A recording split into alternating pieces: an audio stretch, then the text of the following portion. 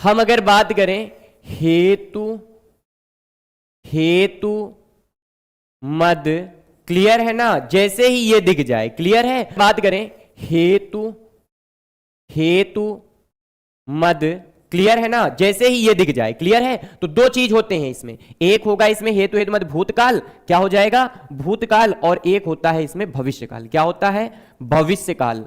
ठीक है, अब सर कैसे इसे पहचानेंगे, तो ध्यान से देखना। ये वाक्य जो होता है ये तो से जुड़ा होता है, किससे जुड़ा होता है, तो से जुड़ा होता है। तो से पहले इसमें आएगा तातीते, तातीते, और अंत में जैसे ही वाक्य खत्म होगा वहां पर भी आएगा तातीते, क्लियर।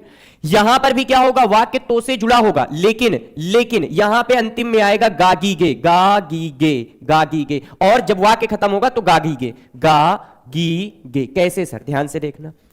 हमने कहा अगर, अगर तुम पढ़ते, तो अब बताओ यहां पे क्या आया, तातीते। अगर तुम पढ़ते, अगर तुम पढ़ते तो सफल हो जाते, सफल हो जाते, हो जाते। अब बताइए यहां पर भी तातीते, एक वाक्य दूसरे पे डिपेंड भी हो रहा, हां जी सर, अगर हो रहा है तो कहने का मतलब ये है भूतकाल, क्लियर है ना। अब इसी को हम ये कह दें, यदि तुम पढ़ोगे, यदि, यदि तुम सब पढ़ोगे,